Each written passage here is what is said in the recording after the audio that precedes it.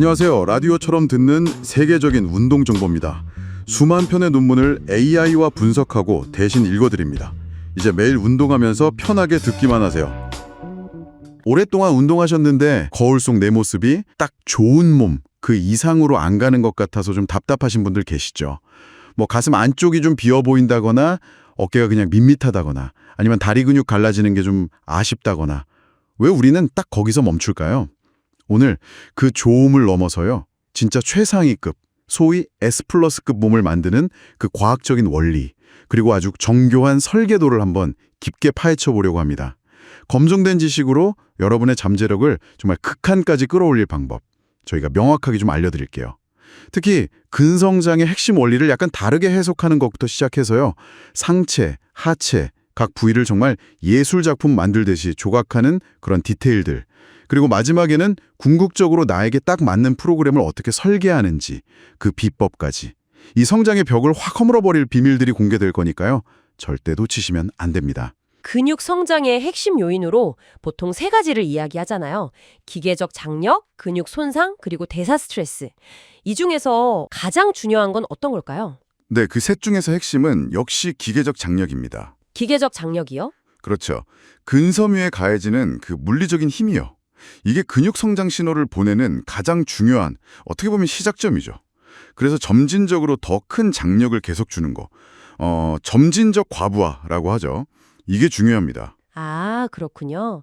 그러면 많은 분들이 중요하게 생각하시는 그 근육통이나 운동 끝나고 느껴지는 펌핑감 이런 건 어떤가요? 꼭 필요한 건가요? 그 자체를 막 목표로 삼을 필요는 없다고 봅니다. 근육 손상이나 대사 스트레스가 기계적 장력으로 시작된 그 성장 반응을 좀 더 키울 수는 있어요. 네. 근데 어디까지나 보조적인 역할이라는 거죠. 근본적으로는 충분한 기계적 장력을 얻는 게 먼저입니다. 그래서 뭐 펌핑이 잘 됐다, 근육통이 심하다, 이게 반드시 효과적인 운동의 증거는 아닐 수 있다는 점, 이걸 기억하는 게 좋습니다. 하긴 운동할 때 완전히 지쳐서 더 못 들 때까지 그 실패 지점까지 가야 근육 큰다 이런 말 정말 많이 듣거든요. 꼭 그래야만 효과가 있나요? 여러 연구들을 보면요. 몇 세트를 실패 지점까지 그렇게 몰아붙이는 게 항상 더 좋다고 나오지는 않아요. 아, 그래요? 네, 오히려 RIR이라고 Reps in Reserve, 그러니까 세트 끝났을 때 한 1회에서 3회 정도 더 할 수 있는 힘을 남겨두는 방식이 있잖아요. 네네. 그거랑 비교했을 때 근육 크는 효과 면에서는 사실 큰 차이가 없거나 있어도 아주 약간의 이점만 보인다는 결과가 많습니다. 오히려 실패 지점까지 계속 훈련하면 신경계 피로가 훨씬 커져서요.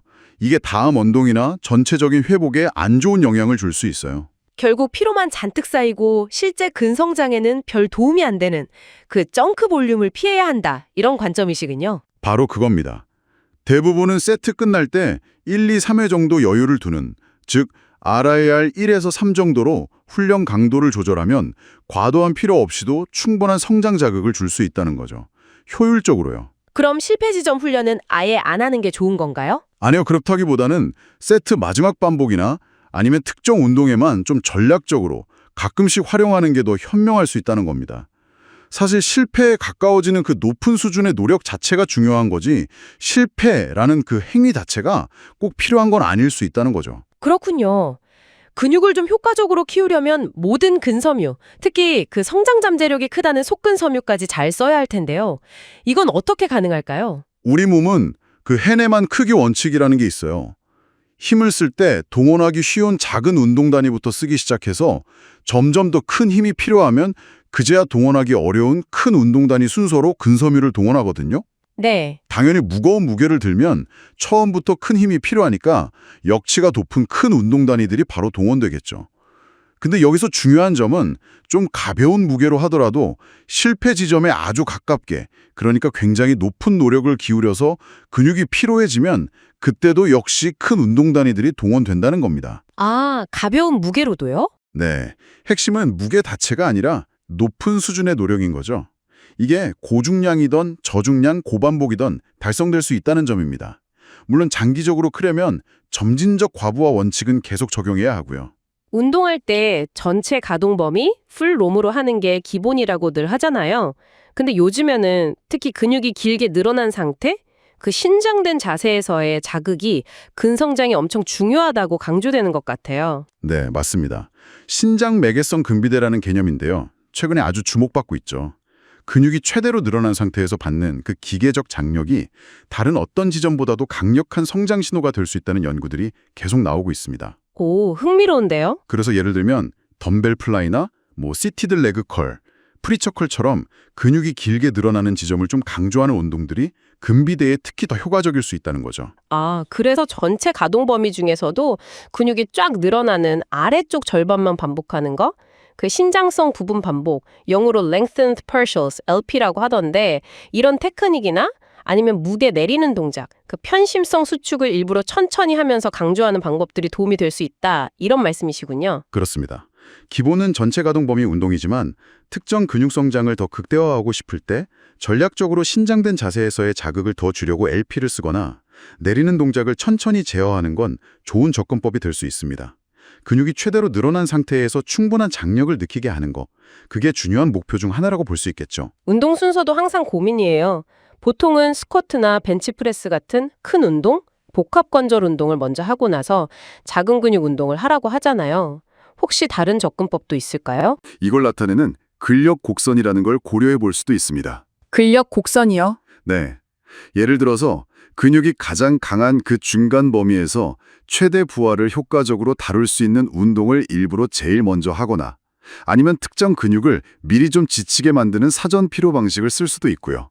또 단축성 수축이 강조되는 운동 다음에 신장성 수축이 강조되는 운동을 한다든지 목적에 따라서 순서를 다양하게 가져갈 수 있습니다. 그렇군요. 운동 중에 목표 근육에 집중하는 거, 마음 근육 연결, MMC라고 하죠. 이거는 어떤가요? 실제로 근육 성장에 도움이 되나요? MMC 같은 내적 단서, 그러니까 내 몸 안의 느낌에 집중하는 거요. 이게 특정 근육의 활성도를 높이는 데는 분명 도움이 될 수 있습니다. 특히 좀 가벼운 무게로 하는 고립 운동에서 목표 근육에 집중하면 자극을 더 잘 느낄 수 있죠. 네. 하지만 스쿼트나 데드리프트 같은 복합관절 운동에서는 오히려 바닥을 강하게 밀어내세요처럼 움직임의 결과에 초점을 맞추는 외적 단서가 전체적인 운동 효율이나 힘 생성을 더 좋게 만드는 경향이 있어요. 오히려 밖으로 집중하는 게요. 네, 결과적으로 그게 더 큰 기계적 장력을 만들 수 있어서 근비대 측면에서는 더 유리할 수도 있다는 연구들이 많습니다. 그래서 운동 종류나 목표에 따라서 어떤 집중 전략을 쓸지 선택하는 게 현명하다고 할 수 있겠습니다. 가만 생각해보면 우리 근육이라는 게 운동 범위 어떤 지점에서는 더 강하고 또 어떤 지점에서는 더 약하잖아요. 이런 근력 곡선을 고려했을 때 우리가 흔히 하는 운동들이 정말 가동 범위의 모든 지점에서 근육에게 최적의 저항을 주고 있을까? 하는 의문이 들 수 있죠. 어쩌면 특정 운동기구나 아니면 밴드, 체인 같은 걸 활용해서 운동의 저항 프로파일 자체를 우리 근육의 실제 근력 곡선에 좀 더 가깝게 맞춰보는 시도, 이게 아직 우리가 발견하지 못한 성장 잠재력을 끌어내는 또 다른 열쇠가 될 수도 있지 않을까 싶습니다. 가슴 근육 이거 제대로 키우려면 그냥 무거운 거 막 든다고 되는 게 아니더라고요. 그렇죠.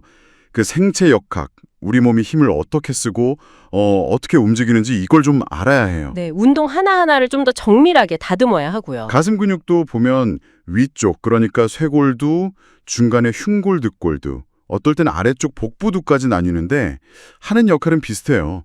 팔을 안쪽으로 모으고 앞으로 들고 또 안쪽으로 돌리고. 내전, 굴곡, 내회전. 맞아요. 여기서 이제 중요한 게 힘의 방향, 벡터랑 그 모멘트암이라는 개념이죠. 모멘트암이요? 그게 뭔가요? 쉽게 말하면 회전축에서 힘이 작용하는 지점까지의 거리예요. 이게 길수록 근육에 더 큰 회전력을 줄 수 있어요. 예를 들어 윗가심은 섬유가 약간 대각선 위로 가잖아요. 네네. 그러니까 팔을 위로 올리면서 모으는 동작, 인클라인 프레스 같은 거 할 때 이 모멘트암이 유리해져가 자극이 더 세게 들어가는 거죠. 그래서 운동 선택이랑 자세가 중요하군요. 바로 그겁니다. 그럼 프레스 운동부터 좀 더 자세히 얘기해 볼까요? 벤츠 각도 따라서 자극 부위 달라지는 건 많이들 아는데. 네. 인클라인은 윗가슴, 플랫은 중간 가슴, 근전도 연구에서도 그렇게 나오고요. 근데 그게 다가 아니라면서요? 맞아요. 함정이 좀 있죠. 벤치 각도 그 자체보다도 운동할 때 우리 몸통이 실제로 어떤 각도를 이루느냐가 더 중요해요. 몸통 각도요? 네. 예를 들어서 플랫벤치에서 하는데 허리를 너무 아치형으로 만들면 실제 몸통은 약간 디클라인처럼 기울거든요. 아, 그럴 수 있겠네요. 그럼 이제 자극이 중간보다는 약간 아래쪽으로 갈 수도 있는 거죠. 그러니까 뭐 30도 인클라인이 윗가슴에 무조건 최고다. 이게 아니라 내가 어떻게 수행하느냐에 따라 다를 수 있으니 약간 개인적인 조정이 필요한 거예요. 단순히 벤치 각도만 믿을 건 아니네요, 진짜. 그 운동사슬, 키네틱 체인 얘기도 재밌던데요. 아, 그거 중요하죠. 벤치프레스가 단순히 팔이랑 가슴만 쓰는 게 아니라 발바닥으로 딱 미는 힘부터 다리, 엉덩이, 또 견갑골 안정성까지 다 연결된다는 거. 정확해요. 진짜 사슬처럼 힘이 쭉 전달되는 거죠. 그래서 그런 큐 있잖아요. 발을 부러뜨려라, 뭐 이런도. 네, 들어봤어요. 그게 그냥 느낌이 아니라 어깨 관절의 바깥쪽으로 도는 힘, 외회전 토크를 일부러 만들어서 안정성을 높이는 거예요. 오, 생체 역학적인 거군요. 네. 광배근까지 같이 쓰면서 더 단단하게 받쳐주는 거죠. 그리고 견갑골 뒤로 모으고 아래로 내리는 거, 후인 하강. 이것도 어깨 안 다치고 가슴 근육 최대한 쓰려면 정말 필수고요. 후인 하강 중요하죠. 프레스가 힘이라면 플라이는 약간 고립시켜서 모양 만드는 느낌인데 네네. 덤벨이랑 케이블, 뭐가 더 좋냐? 이것도 말이 많잖아요. 아, 그거는 저항 방식이 달라서 그래요. 덤벨 플라이는 팔을 쫙 벌렸을 때, 그러니까 근육이 제일 많이 늘어났을 때 부하가 제일 세죠. 네, 밑에서. 근데 팔을 모을수록 중력이랑 팔 각도 때문에 저항이 확 줄어요. 위에서는 거의 힘이 안 들어가죠. 그렇죠. 반면에 케이블은 어느 각도에서든 비교적 꾸준하게 저항을 줘요. 특히 팔을 다 모아서 근육을 쥐어 짰을 때도 장력이 딱 걸려 있다는 거. 이게 큰 장점이죠. 아, 그럼 목적에 따라 골랐으면 되겠네요. 근육 늘리는 자극, 그 신장성 근비대. 그걸 노리면 덤벨. 그렇죠. 약간 스트레칭 효과를 더 노린다면요? 그리고 계속 긴장감을 주거나 아니면 완전히 수축했을 때 자극을 주고 싶으면 케이블이 더 낫겠고요. 네, 맞습니다. 전략적으로 선택하는 거죠. 좌식 케이블 플라이 할 때는 보통 벤치 세우고 케이블 높이를 손, 팔꿈치, 어깨가 거의 수평이 되게 맞추는 게 일반적이고요. 맨몸 운동도 빼놓을 수 없죠. 푸시업이나 딥스. 그럼요. 이것도 자세 바꾸면 자극 부위 달라지잖아요. 네, 손 높이 올리는 인클라인 푸시업은 아랫가슴, 발 올리는 디클라인은 윗가슴이랑 어깨 앞쪽. 손 너비나 팔꿈치 각도도 중요하고요. 딥스도 몸을 앞으로 많이 기울이면 삼두보다 가슴이 더 많이 쓰이죠. 그립 너비도 좀 영향이 있나요? 뭐 의견이 좀 갈리긴 하는데 넓게 잡으면 가슴 근육이 더 많이 늘어난다는 시각도 있어요. 듣다 보니 우리가 흔히 하는 실수들도 좀 보이네요. 인클라인 벤치 각도 너무 높게 하는 거. 맞아요. 그거 거의 어깨 운동 되죠. 네. 또 플라이 할 때 너무 무겁다고 팔꿈치를 너무 접으면 이건 뭐 거의 프레스처럼 돼버려서 플라이 특유의 고립 효과가 떨어지고요. 아, 플라이인데 프레스처럼. 네. 인클라인 프레스 끝까지 밀 때 팔꿈치 탁 잠그는 것도 안 좋아요. 가슴 긴장 풀리고 관절 부담만 커질 수 있거든요. 가동 범위 끝까지 안 쓰는 것도 근성장애는 손해겠고요. 그렇죠. 근육이 최대로 늘어나는 지점까지 가져야죠. 그리고 아까 강조했던 거 견갑골 컨트롤. 아, 맞다. 견갑골. 이게 불안정하면 어깨 충돌 위험도 커지고 힘 전달도 제대로 안 돼서 운동 효과가 확 떨어져요. 결국 가슴 운동이라는 게 단순 무게 싸움이 아니라 이런 디테일한 움직임이랑 안정성을 어떻게 잡느냐에 달린 거네요. 네, 그렇습니다. 다음에 운동하실 때 오늘 얘기한 원리들 뭐 하나라도 좀 의식적으로 적용해 보시면 좋을 것 같아요. 힘이 어떻게 가는지, 어디가 자극되는지 느껴보는 거죠. 등 근육 이거 제대로 키우려면 진짜 그냥 당기기만 해서는 안 되죠. 먼저 그 등의 너비, 광배근부터 좀 볼까요? 네, 그렇죠. 랩 풀다운 할 때 그립 종류나 뭐 너비 이런 게 근육 활성화에 차이를 만든다고 하던데 어떤 점을 좀 봐야 할까요? 네, 그 EMG, 그러니까 근전도 검사 결과들을 좀 종합해 보면요. 오버핸드 그립, 특히 어깨 너비보다 약간 넓은 그 중간 너비 그립 있잖아요. 아, 네네. 그게 이제 광배근 활성화에는 조금 더 유리할 수 있다. 뭐 이런 경향이 좀 보입니다. 그렇군요. 반면에 이제 언더핸드 그립은 상완 이두근, 팔 이두근의 개입을 좀 늘리는 편이고요. 근데 사실 이게 개인차가 있어요. 어깨 구조라든지 자극을 느끼는 정도에 따라 최적의 그립은 좀 달라질 수 있습니다. 아, 하긴 사람마다 다 다르니까요. 그리고 좀 흥미로운 변형 동작들도 있더라고요. 그 크로스바디 렛풀다운이나 프로라운드처럼 팔이 몸통을 아예 가로질러서 광배근을 확 늘려주는 방식이요? 네, 맞아요. 이런 건 기존 풀다운이랑 어떤 점이 다른 건가요? 핵심은 그 최대 신장이에요. 근육을 최대로 늘린 상태에서 자극을 주는 거죠. 아, 최대한 늘려서. 네. 이런 방식은 기존 풀다운과는 좀 다른 각도에서 근섬유를 자극할 수 있어요. 특히 그 광배근 하부나 아니면 바깥쪽 섬유에 좀 새로운 스트레스를 가할 수 있다는 장점이 있죠. 새로운 자극이 중요하겠네요. 그렇죠. 다만 이런 동작들은 아무래도 몸의 안정성을 잘 잡고 그리고 철저하게 통제된 속도로 하는 게 중요해요. 부상 위험도 줄이고 효과도 극대화하려면요. 알겠습니다. 그럼 이제 로우 기열 운동으로 넘어가서요. 이건 뭐 등의 두께랑 너비 다 중요하잖아요. 네, 그렇죠. 덤벨 로우 할 때 몸통을 살짝 돌려주면 가동 범위가 는다는 팁이 있던데 근데 이거 회전하다가 허리 다치진 않을까요? 아, 그거 좋은 지적입니다. 중요한 건 통제된 회전이에요. 통제된 회전이면. 네, 코어를 일단 단단히 잡고 다리도 앞뒤로 벌려서 좀 안정적인 자세를 만들고 그 상태에서 가동 범위를 확보하는 선에서만 살짝 회전하는 거죠.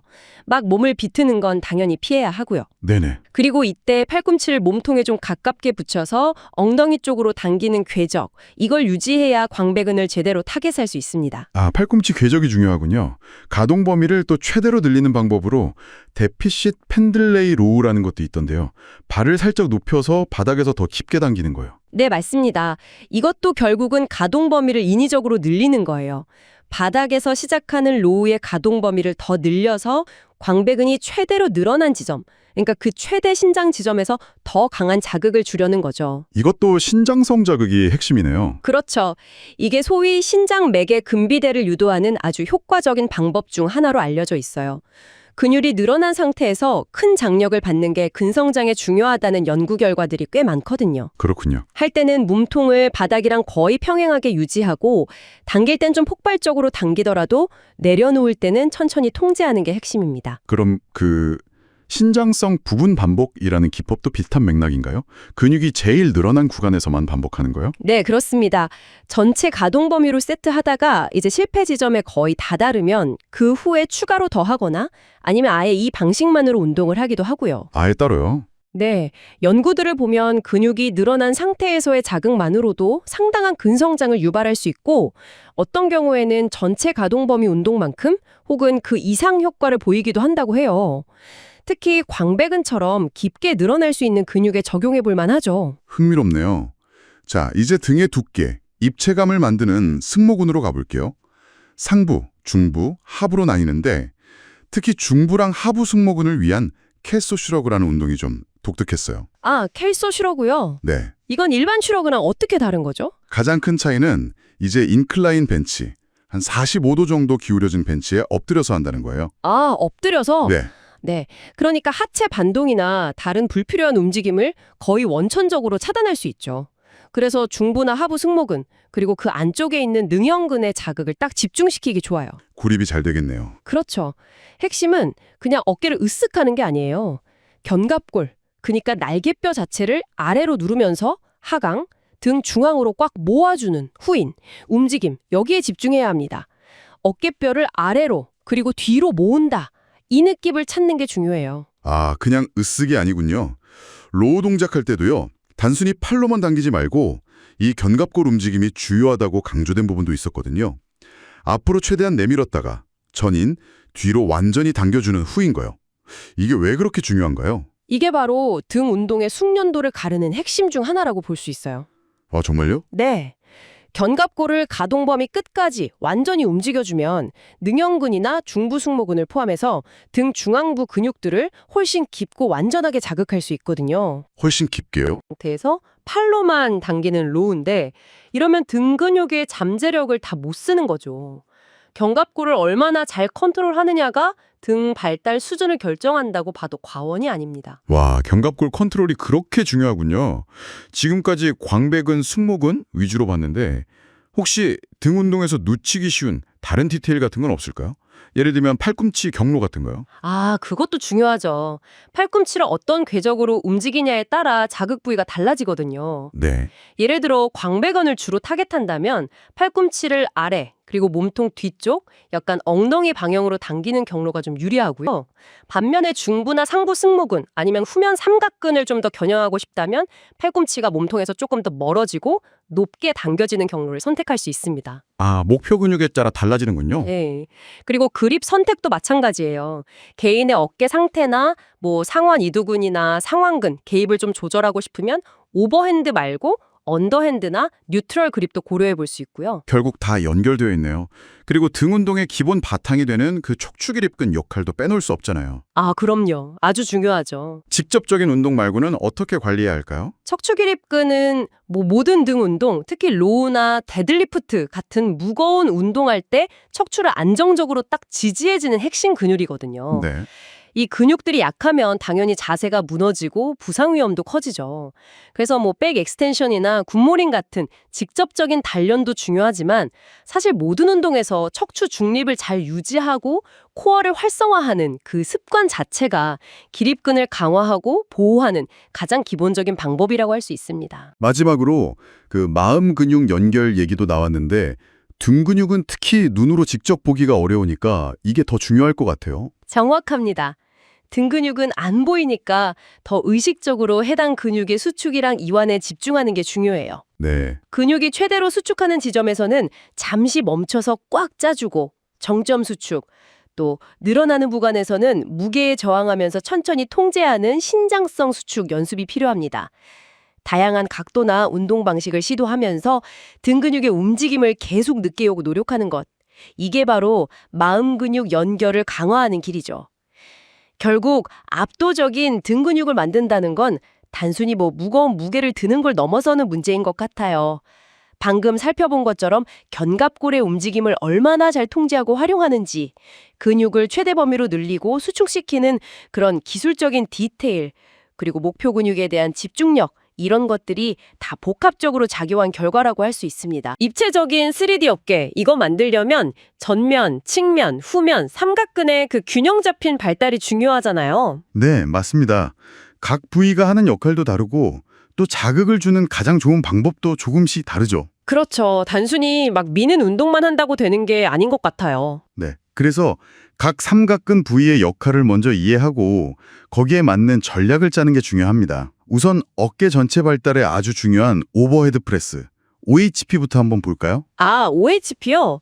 그 바벨 궤적이 완전 수직은 아니라고 하던데요? 네, 맞아요. 바벨이 수직으로 올라가면서 아주 약간 뒤로 이동해서 어깨랑 발 중간 지점 위에 딱 놓여야 가장 효율적이고 또 안전해요. 바벨이 얼굴 지날 때는 머리를 살짝 뒤로 빼주고, 그렇죠. 그리고 바벨이 머리 위로 딱 지나가면 몸통을 다시 살짝 앞으로 이동시켜서 바벨이랑 몸이 일직선이 되게. 이게 중요하겠네요. 정확합니다. 그리고 어깨 건강을 위해서는 팔꿈치가 바벨보다 살짝 앞에 있는 게 좋아요. 너무 벌어지지 않게요. 아, 팔꿈치 위치? 네. 그리고 동작 마지막에는 팔꿈치로 완전히 펴면서 어깨를 살짝 으쓱해서 견갑골이 자연스럽게 위로 돌아가도록 상방회전이죠. 그걸 만들어주고 안정성까지 확보하는 게 좋습니다. 그럼 OHP 할 때 바벨이랑 덤벨 중에 뭐가 더 좋다고 봐야 할까요? 이게 좀 궁금해요. 아, 좋은 질문인데요. 덤벨은 각 팔이 독립적으로 움직여야 하잖아요. 네네. 그래서 안정성을 잡으려는 노력이 더 많이 필요해요. 이 때문에 실제 드는 중량은 좀 낮아지더라도 삼각근의 신경근 활성도, 그러니까 근육을 쓰려는 뇌의 신호는 더 높을 수 있어요. 아, 안정성 때문에 근육 동원율은 높다. 그렇죠. 반면에 바벨 OHP는 아무래도 더 무거울 중량을 다룰 수 있다는 큰 장점이 있죠. 더 큰 기계적 장력을 줄 수 있고요. 스트렝스 향상에는 바벨이 유리하겠네요. 네, 특히 전면 바벨 밀리터리 프레스는 가슴 상부 근육 참여를 좀 더 높일 수 있고 그 비하인드 넥 프레스라고 목 뒤로 넘기는 거 있잖아요. 네, 알죠. 좀 위험하다는 말도 있고. 맞아요. 그건 측면이랑 후면 삼각근 활성화를 더 강화할 수는 있는데 어깨 유연성이 정말 좋아야 하고 사실 부상 위험이 있어서 모두에게 적합한 건 아닙니다. 그렇군요. 결국 바벨은 더 큰 기계적 부하를, 덤벨은 단위 중량당 더 높은 신경근 활성화를 유도하니까 둘 다 잘 활용하는 게 좋다는 거죠. 좋습니다. 자, 그럼 이제 어깨 너비, 이 옆통을 결정하는 측면 삼각근으로 넘어가 보죠. 레터럴 레이즈가 대표적이잖아요. 네, 레터럴 레이즈죠. 근데 덤벨로 할 때는 팔이 바닥과 평행일 때 저항이 최대가 되고 팔이 몸통 옆에 내려왔을 때는 저항이 거의 없다는 한계가 좀 있어요. 아, 시작 지점에서는 거의 힘이 안 들어가는군요. 그렇죠. 이 저항 프로파일을 좀 개선하려면 케이블을 사용하는 게 좋은 대안이 될 수 있습니다. 케이블 레터럴 레이즈 말씀이시죠? 네, 케이블은 동작 시작부터 끝까지 비교적 일정한 장력을 제공해 주거든요. 아하, 확실히 다르겠네요. 그 몸을 기울여서 하는 리닝 레터럴 레이즈도 있던데 이건 어떤가요? 아, 리닝 레터럴 레이즈. 이것도 좋은 변형인데요. 저항의 가장 큰 지점을 동작의 더 아래쪽, 그러니까 근육이 늘어난 상태에서 중간 범위까지로 옮겨주는 효과가 있어요. 근육이 늘어난 지점에서의 자극을 강화하는 거군요. 네, 그래서 그 구간 자극에 좀 더 집중할 수 있죠. 중요한 건 어떤 레이즈든 반동을 쓰지 않고 통제된 움직임으로 해야 한다는 거고요. 네, 컨트롤. 그리고 팔을 몸통 바로 옆이 아니라 약간 앞쪽, 그 견갑면이라고 하죠. 그 각도에서 들어 올리는 것이 어깨 관절에는 조금 더 자연스러울 수 있어요. 견갑면. 알겠습니다. 부분 반복도 도움이 될 수 있나요? 그럼요. 마지막에 힘이 빠졌을 때 부분 반복을 추가하면 대사 스트레스, 그러니까 근육에 쌓이는 그 화학적 스트레스를 유도해서 근성장에 좋은 자극을 줄 수 있습니다. 그렇군요. 역시 통제와 정확한 자세가 핵심이네요. 자, 이제 마지막으로 후면 삼각근. 이게 은근히 중요하잖아요. 아, 정말 중요하죠. 많은 분들이 좀 간과하기 쉬운데 어깨 관절 건강이나 자세 유지, 그리고 말씀하신 그 입체적인 어깨 모양을 만드는데 아주 결정적인 역할을 합니다. 네, 뒤에서 봤을 때 두툼한 느낌? 그렇죠. 후면 삼각근 운동으로는 이제 벤트 오버 레터럴 레이즈나 리버스 플라이 같은 게 있는데 팔꿈치로 약간 구부리고 견갑골을 모으면서 뒤로 이렇게 쓸어내듯이 수행하는 게 좋아요. 케이블로 할 때는요? 케이블 리버스 플라이를 할 때는 풀리 높이를 어깨 높이나 아니면 그보다 약간 더 높게 설정하는 게 좋고요. 후면 삼각근 섬유 방향에 맞춰서 살짝 대각선 아래로 당기는 느낌으로 하는 것이 이상적입니다. 페이스풀도 많이들 하던데요. 이것도 후면 삼각근에 좋은가요? 네, 페이스풀은 후면 삼각근뿐만 아니라 회전근개, 그리고 등중앙부의 능형근이나 중부 승모근 강화에도 아주 탁월한 운동이죠. 오, 여러 근육에 좋군요. 네, 로프를 사용해서 케이블을 좀 높게 고정하고 팔꿈치를 높이 유지하면서 얼굴 쪽으로 당기는데 마지막에 손목을 바깥으로 돌리는 외회전 동작을 강조해주면 후면 삼각근이랑 회전근개 자극을 극대화할 수 있어요. 아, 마지막에 외회전 기억해야겠네요. 네, 그게 중요합니다. 그럼 종합적으로 보면 전면 삼각근은 뭐 OHP나 벤치프레스 같은 미는 운동으로 어느 정도 자극이 되는 편이고, 맞아요. 보통은 그렇죠. 근데 넓은 어깨를 위한 측면 삼각근은 레터럴 레이즈 같은 고립 운동이 꼭 필요하고, 또 입체감과 건강을 위한 후면 삼각근은 플라이나 페이스풀처럼 따로 시간을 내서 신경 써줘야 한다, 이런 얘기네요. 정확히 그렇습니다. 삼각근이 실제로는 최대 7개의 기능적 분절로 나뉠 수 있다는 연구 결과도 있거든요. 7개나요? 와. 네. 그렇기 때문에 다양한 각도와 다양한 운동으로 자극하는 것이 완전한 발달에는 훨씬 유리하다는 거죠. 그래서 많은 경우 특히 좀 운동 경력이 있는 분들은 의식적으로 측면과 후면 삼각근 운동에 더 많은 볼륨, 그러니까 시간과 노력을 투자하는 약간의 불균형적인 배분이 필요할 수 있습니다. 아, 오히려 불균형하게 투자해야 균형 잡힌 몸이 나오는 거군요. 그렇죠. 전면은 이미 다른 운동으로 자극을 많이 받으니까요. 결국 3D 어깨 만들기는 단순히 운동 몇 가지를 나열하는 걸 넘어서는 문제예요.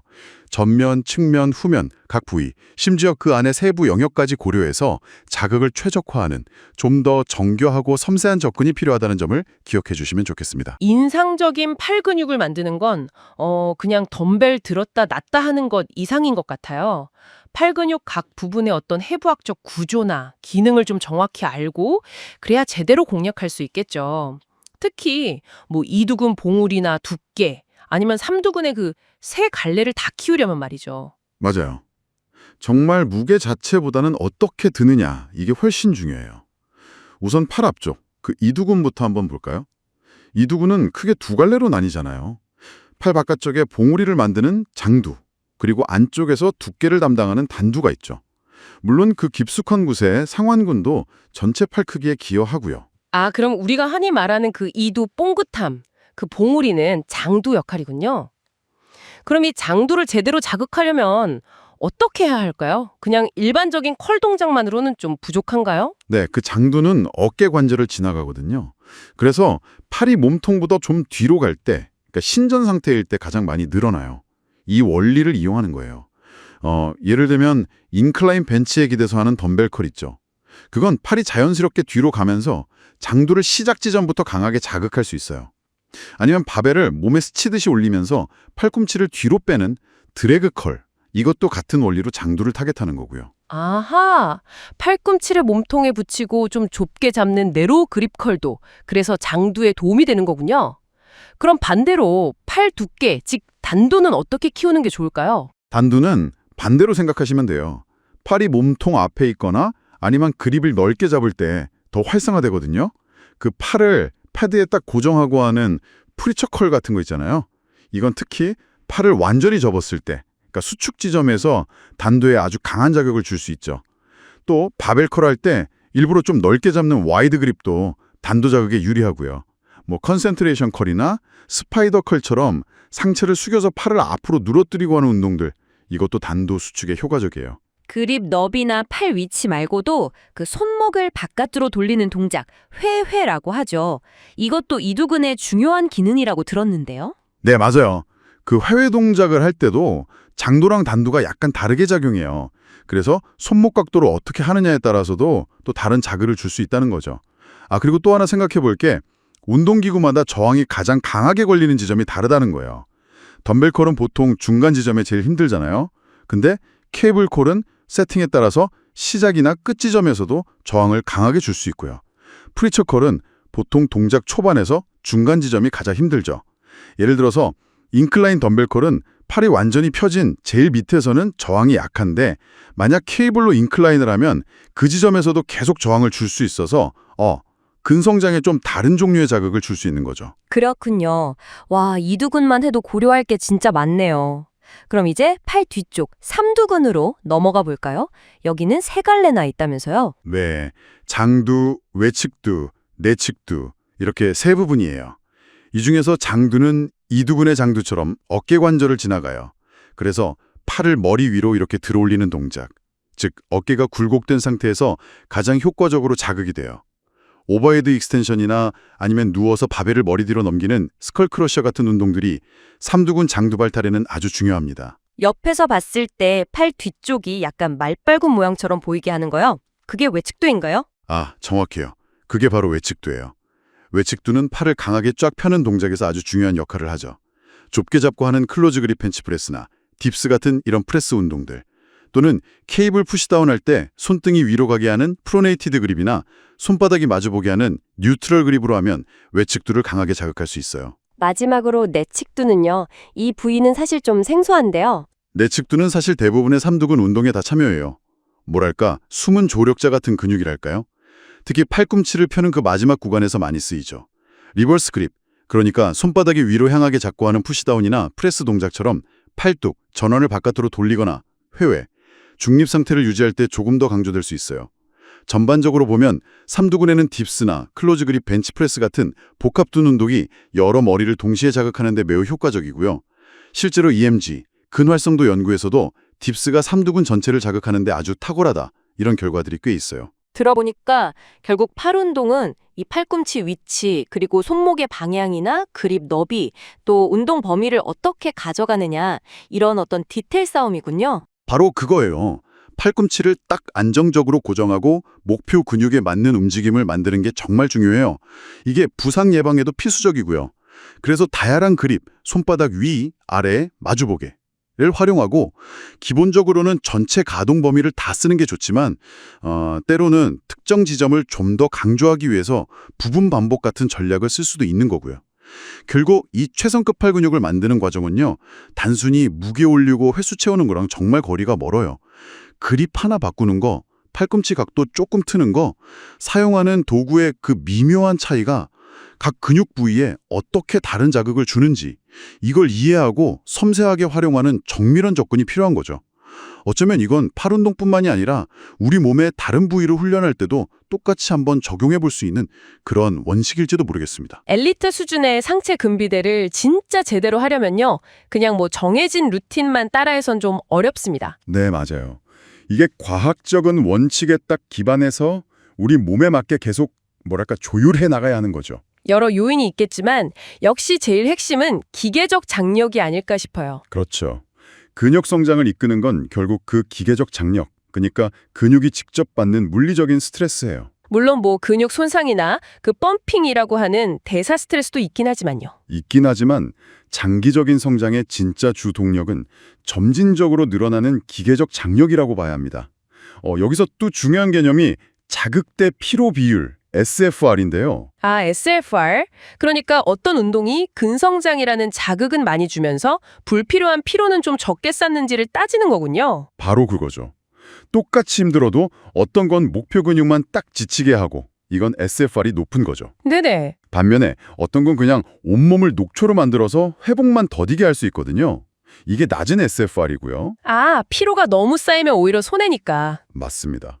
피로는 쌓일수록 이게 기하급수적으로 늘어나는 경향이 있어서 SFR이 낮은 훈련만 계속하면 금방 한계가 와요. 그래서 훈련 프로그램을 짤 때 이 SFR 개념을 꼭 염두에 둬야겠네요. 아주 중요하죠. 그럼 이런 원칙들을 실제 훈련량 설계에는 어떻게 적용해 볼 수 있을까요? 그 독터 마이크 이스레텔의 훈련량 랜드마크 개념 있잖아요.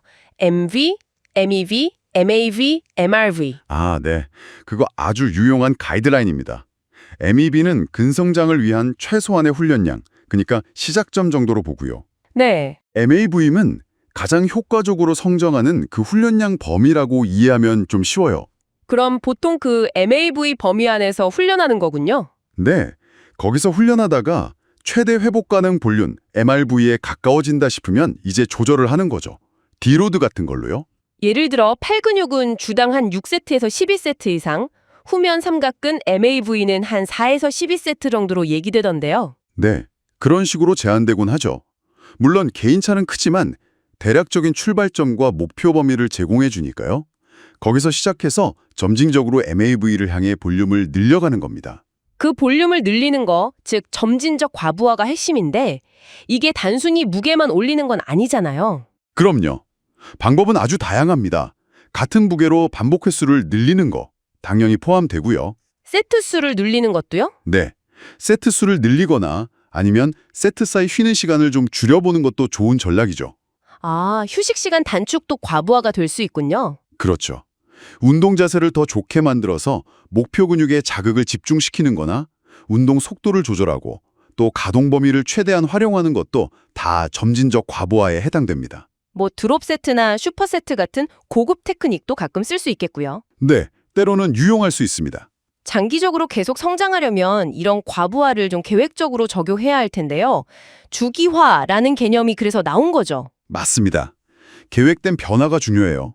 뭐 강도를 점진적으로 계속 높이는 선형 주기화도 있고 네. 훈련량이나 강도를 주 단위 혹은 뭐 일 단위로 좀 더 자주 바꾸는 파동형 주기화, DUP나 WOP 같은 것도 있죠. DUP 같은 경우는 그럼 장점이 뭔가요? 예를 들면 주중에 근력 위주로 하는 날, 또 근비대, 그러니까 횟수 위주로 하는 날 이렇게 번갈아 배치하면 다양한 자극을 동시에 줄 수 있고 정체기를 피하는 데 좀 도움이 될 수 있어요. 아, 여러 목표를 동시에 가져가는 거군요. 네. 근데 뭐 어떤 모델이 절대적으로 더 좋다기보다는 개인의 경험 수준이나 목표, 또 회복력에 맞춰서 잘 선택하고 조정하는 게 중요합니다. 여기에다가 그날그날 컨디션 따라서 훈련 강도를 살짝 조절하는 자기 조절 방식을 더하면 더 좋겠네요. RP나 RIR 같은 거 쓰는 거요. 네. 아주 좋은 접근입니다. 주기화가 큰 그림, 그러니까 장기적인 계획이라면 자기 조절은 그 계획 안에서 유연하게 대처하는 방법이에요. 계획대로 하려는데 너무 힘들거나 아니면 너무 쉬울 때 조절하는 거죠. 그렇죠. 그럴 때 RP나 RIR을 기준으로 무게나 반복수를 살짝 조정해서 항상 최적의 자극을 주도록 하는 거죠. 과훈련도 예방하고요. 이건 주기화의 대안이라기보다는 보완적인 도구로 봐야 합니다. 운동 선택 자체도 중요할 텐데요. 어떤 운동을 고르는 게 좋을까요? 일단은 목표 근육을 효과적으로 자극하는 복합 관절 운동, 그러니까 뭐 스쿼트, 벤치프레스, 로우 이런 걸 기반으로 삼는 게 좋습니다. 기본은 복합 운동이군요. 네. 그리고 필요하다면 단일 관절 운동, 소위 고립 운동으로 부족한 부분을 좀 채워주는 방식으로 가는 거죠. 정체기가 오면 운동 종류를 바꿔주는 것도 필요하고요. 그렇죠. 주기적으로 운동에 변화를 주는 것도 좋은데 이게 그냥 막 무작위로 바꾸는 근육 혼란 주기랑은 달라요. 체계적인 계획하에서 변화를 줘야 효과적입니다. 이렇게 열심히 훈련하다 보면 당연히 피로가 쌓일 텐데 이건 어떻게 관리해야 할까요? 피로 관리를 위해서는 디로드가 정말 필수적입니다. 아, 디로드 주간. 네, 의도적으로 훈련 강도나 볼륨을 확 줄여서 몸이 좀 회복하고 재충전할 시간을 주는 거예요. 보통 한 3주에서 8주 정도 열심히 훈련하고 나서 일주일 정도 실시하죠. 그냥 푹 쉬는 거랑은 다른 건가요? 네, 완전히 쉬는 게 아니라 훈련량이나 강도를 낮춰서 능동적으로 회복하는 기간이라고 생각하시면 돼요. 결국 이 디로드가 누적된 피로 풀고 부상 위험 줄이고 또 훈련 자극에 다시 몸이 민감하게 반응하도록 돕는 거네요. 정확합니다. 이것도 결국엔 앞서 말한 SFR, 자극 대비 피로 비율을 장기적으로 최적화하기 위한 중요한 전략이죠. 마지막으로 훈련 분할 방식도 좀 고려해야겠네요. 일주일에 운동을 어떻게 나눌지. 네, 그렇죠.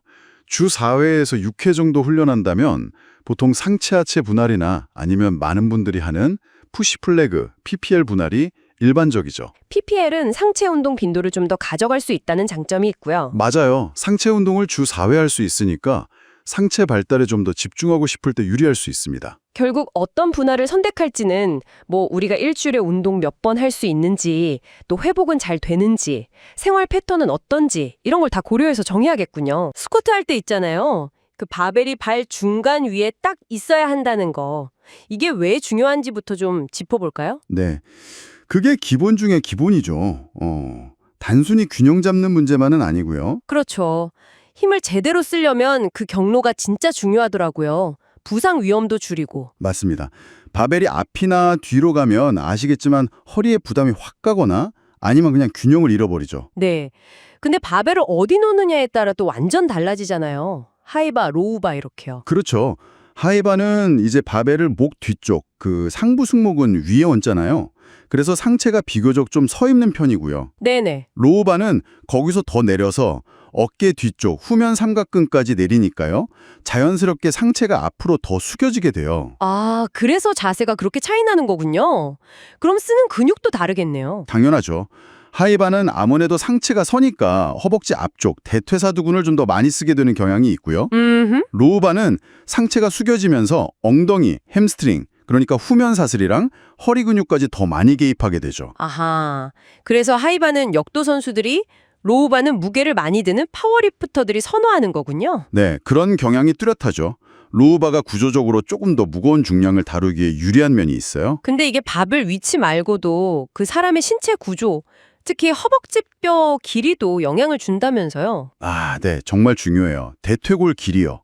이게 상대적인 거라 몸통 길이랑 비교해서 봐야 하는데요. 상대적인 길이? 네, 만약 대퇴골이 몸통에 비해 좀 짧은 편이라면 상체를 세우고도 깊게 앉기가 비교적 쉬워요.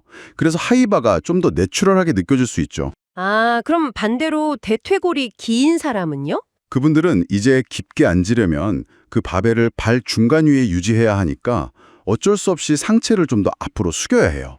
고관절이 뒤로 더 빠지면서요. 그렇겠네요. 그래야 균형이 맞으니까. 그렇죠. 그래서 이런 분들은 로우바 자세가 더 편할 수도 있고 아니면 발 간격을 좀 넓히거나 발 뒤꿈치에 살짝 판 같은 걸 대서 높이는 것도 도움이 될 수 있습니다. 결국에는 대퇴골 길이, 바벨 위치, 상체 기울기가 이게 다 따로 노는 게 아니라 바벨은 발 중간 위에 이 원칙 안에서 서로 연결돼서 움직이는 거군요. 정확합니다. 다 맞물려 돌아가는 거예요. 긴 대퇴골을 가진 분이 깊게 앉으려고 고관절을 뒤로 빼면 상체가 기울고 이때 로우바 자세가 그 움직임을 좀 더 안정적으로 만들어줄 수 있다는 거죠. 네, 유기적인 관계네요. 그럼 이제 그 깊이 문제로 넘어가 볼까요? 이것도 참 말이 많잖아요. 맞아요. 어디까지 앉아야 하냐. 풀스쿼트가 근육 키우는데 더 좋다. 이런 연구 결과도 본 것 같아요. 네, 그런 연구들이 있죠. 특히 엉덩이 근육, 대둔근이나 허벅지 안쪽, 내전근 같은 경우는 풀스쿼트가 하프스쿼트보다 근성장 효과가 더 좋았다는 연구 결과가 있어요. 2019년에 나온 연구였죠. 아, 네. 근데 또 허벅지 앞쪽, 대퇴사두근 같은 경우는 풀스쿼트나 하프스쿼트나 근성장 차이가 크지 않다는 연구도 있고요. 아주 절대적인 건 아니에요. 그럼 뭘 중요하게 봐야 할까요? 가장 중요한 건 이거예요. 근력은 우리가 훈련한 특정 가동 범위에서 가장 많이 는다는 거. 아, 내가 연습한 만큼만 강해진다. 그렇죠. 그러니까 전반적인 하체 발달을 위해서는 내가 안정적으로 조절할 수 있는 범위 내에서 최대한 깊게 앉는 게 좋긴 해요. 하지만 자세가 무너지면서까지 억지로 깊게 내려갈 필요는 없다는 거죠. 그렇죠. 그러다 다치면 안 되니까. 발목 가동성 같은 게 안 나와서 못 내려가는 경우도 있고요. 맞습니다. 그런 제한 요인들도 중요하죠. 자세가 무너지는 대표적인 예가 바로 버드윙크고요. 버드윙크? 스쿼트 맨 아래에서 골반이 이렇게 뒤로 말리는 거요? 네, 그때 척추 중립이 깨지면 허리에 가해지는 스트레스가 확 늘어나서 부상 위험이 커질 수 있죠. 근데 버드윙크 원인이 햄스트링이 타이트해서 그렇다는 말도 있던데요? 아, 그거 정말 흔한 오해 중 하나예요. 사실 햄스트링 길이 자체는 스쿼트 동작 중에 크게 변하지 않아요. 롬바드의 역설이라고 하죠. 그래요? 그럼 진짜 원인은 뭔가요? 더 흔한 원인은 사실 발목 가동성 제한이에요. 특히 발목을 위로 꺾는 거, 배치 굴곡이 잘 안 되는 경우. 발목이 안 꺾여서 그렇다. 네, 그게 제일 흔하고요. 아니면 고관절 자체의 가동성 문제나 등 위쪽 흉추 가동성 문제일 수도 있어요. 또 다른 가능성은 안정성 문제. 코어 힘이 약하거나 골반 정렬을 유지하는 능력이 부족한 경우죠. 안정성 문제요? 네. 예를 들어서 가벼운 원판 같은 걸 앞으로 들고 하는 카운터 밸런스 스쿼트를 해봤는데 버드윙크가 사라진다. 그럼 이건 안정성이나 운동 조절 문제일 가능성이 높아요. 오, 신기하네요. 마지막으로는 그냥 타고난 고관절 구조 문제일 수도 있고요. 대퇴비구 충돌 증후군 FAI 같은 거요. 이건 좀 구조적인 문제죠. 그건 버드윙크는 그냥 나타나는 현상일 뿐이고 원인은 다양하니까 그걸 먼저 찾아야겠네요. 내발기기 자세로 뒤로 앉아보거나 카운터 밸런스 스쿼트 같은 걸로 테스트해보고요. 그렇죠. 원인을 알아야 제대로 해결할 수 있으니까요. 그리고 스쿼트 가르칠 때 쓰는 큐 있잖아요. 이것도 요즘 좀 시각이 바뀌고 있어요. 무릎 바깥으로 가슴 펴고 이런 거요? 저도 엄청 들었는데요. 네. 근데 그런 전통적인 큐들이 너무 과하게 적용되면 오히려 내추럴한 움직임을 방해하거나 뭐랄까 허리를 너무 꺾게 만드는 요추 과신전 같은 문제를 일으킬 수도 있다는 지적이 있어요. 너무 경직되게 만든다. 네, 그런 면 있죠. 그래서 최근에는 척추랑 흉곽은 중립으로 두고 배에 힘줘서 복압을 잘 활용하는 식으로 좀 더 몸 본연의 움직임에 가깝게 유도하는 큐들이 주목받고 있어요. 중요한 건 어떤 큐를 그냥 따라하는 게 아니라 우리 몸이 가장 효율적으로 움직이는 방식을 찾는 거죠. 그럼 팩스쿼트 말고 다른 변형 운동들을 하는 것도 그런 관점에서 도움이 되겠군요. 프론트 스쿼트나 핵스쿼트 같은 거요. 당연하죠. 그 변형 운동들이 다 저마다의 이유와 장점이 있어요. 프론트 스쿼트는 바벨이 앞에 있으니 상체를 더 세워야 하고 그래서 대퇴사두근의 자극이 더 가고 코어랑 등 위쪽 안정성이 더 많이 필요하고요. 핵스쿼트 모션은 좀 편하잖아요. 네, 등받이가 있으니 허리 부담이 적고 대퇴사두근 고립에 좋죠. 발 위치 바꿔서 자극점 조절도 가능하고요. 물론 바벨 핵스쿼트는 또 다른 운동이고요. 한 발씩 하는 스플릿 스쿼트도 있고요. 네, 스플릿 스쿼트, 특히 뒷발을 높이는 불과리한 스플릿 스쿼트는 다리 불균형 잡고 안정성 키우는데 아주 좋죠. 레그 프레스도 있고요. 레그 프레스. 이건 척추 부담이 적어서 많이들 하시죠. 그렇죠. 스쿼트보다 척추 부담은 훨씬 적으면서 하체를 강하게 밀어낼 수 있으니까요. 이것도 발 위치로 자극 조절하거나 한 발씩 할 수도 있고요. 정말 다양하네요. 그냥 백스쿼트 대신하는 게 아니라 다 목적이 있는 도구들이군요. 맞습니다. 특정 근육을 더 키우고 싶을 때 아니면 가동성 문제나 부상 때문에 백스쿼트가 힘들 때 혹은 좌우 불균형 같은 걸 개선하고 싶을 때 아주 유용하게 쓸 수 있는 도구들이죠. 결국에는 있잖아요. 우리 각자의 몸, 대퇴골 길이나 고관절 소켓 모양 같은 이런 해부학적 특징들이 내게 맞는 최적의 스쿼트 자세를 찾는데 정말 결정적인 영향을 미친다는 걸 생각해 봐야 해요.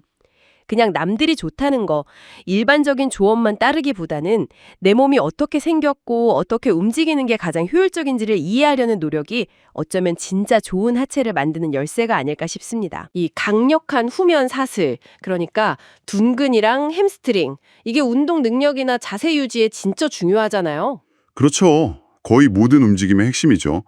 달리기, 점프, 무거운 거 들 때도 그렇고. 네. 그래서 오늘은 이 후면 사슬을 제대로 키우는 핵심 운동들, 힙스러스트부터 데드리프트 변형, 굿모닝, 레그컬, 노르디컬까지 좀 깊게 들어가 보려고 합니다. 자, 그럼 바로 힙스러스트부터 시작해 볼까요? 이게 둔근 발달에 그렇게 좋다고들 하잖아요. 네, 맞아요. 브렛 콘트렐라스 박사 연구도 그렇고 EMG 데이터 같은 걸 봐도 스쿼트보다 둔근 활성도가 확실히 높게 나오거든요. 아, 스쿼트보다도요? 네. 그리고 운동 내내 둔근에 계속 긴장을 줄 수 있어서 그게 근육 키우는 데는 아주 좋은 조건이죠. 그래서 자세가 중요하겠네요. 어떻게 하는 게 좋을까요? 일단 벤치 위치는 보통 견갑골 바로 아래나 등 중앙 정도, 거기에 딱 고정하고요. 바벨은 고관절 딱 접히는 부분 있죠. 거기에 두세요. 아, 접히는 부분. 네. 근데 이때 패드 좀 두꺼운 걸 꼭 쓰셔야 해요. 안 그러면 아파서 운동에 집중하기 힘들어요. 아, 그쵸. 통증 방지 중요하죠.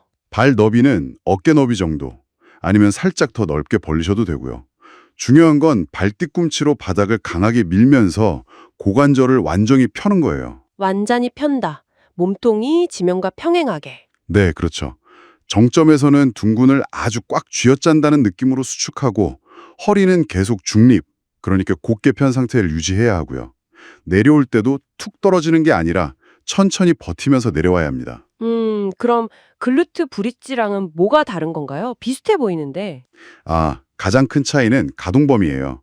힙스러스트는 등을 벤치에 기대잖아요. 네. 그러니까 고관절을 훨씬 더 많이 움직일 수 있어요. 글루트 브릿지보다요. 아하, 가동 범위. 네, 더 큰 가동 범위, 그리고 보통 더 무거운 중량을 다룰 수 있기 때문에 근육 성장 면에서는 힙스러스트가 일반적으로 좀 더 유리하다고 봅니다. 그렇군요. 물론 처음 시작하거나 아니면 그냥 활성화 운동으로는 글루트 브릿지도 충분히 좋고요. 와, 가동 범위 차이가 크네요. 그럼 힙스러스트가 단순히 엉덩이 키우는 것뿐만 아니라 단거리 달리기 같은 거 있잖아요. 수평으로 치고 나가는 힘. 거기에도 도움이 되겠네요. 정확합니다. 높은 둔근 활성화가 결국 그런 수평 파워 생성 능력 향상으로 이어지거든요. 핵심은 둔근을 최대한 써서 수평 파워를 높이는 거군요. 좋습니다. 힙스러스트로 둔근을 제대로 자극했다면 이제 후면 사슬 전체를 좀 봐야겠죠? 데드리프트 변형으로 넘어가 볼까요? 특히 RDL이랑 SLDL. 네, 루마니안 데드리프트 RDL부터 보면요. 이건 선자세에서 시작해요. 선자세에서 네, 무릎은 살짝만 굽히고요. 핵심은 엉덩이를 뒤로 쭉 빼면서 상체를 숙이는 거, 그 고관절 경첩 움직임 있잖아요. 거기에 집중해야 합니다. 허리가 아니라 고관절로 접는 느낌? 맞아요. 허리는 계속 꼿꼿하게 펴고 발은 최대한 다리에 가깝게 붙여서 내려야 하고요. 이렇게 하면 햄스트링이랑 둔근이 주로 쓰이고 척추 기립근은 허리를 안정적으로 잡아주는 역할을 하죠. 내려갈 때 자극이 중요하겠네요. 네, 특히 천천히 내려오면서 햄스트링이 쫙 늘어나는 그 느낌, 그 신장성 자극을 잘 느껴야 해요.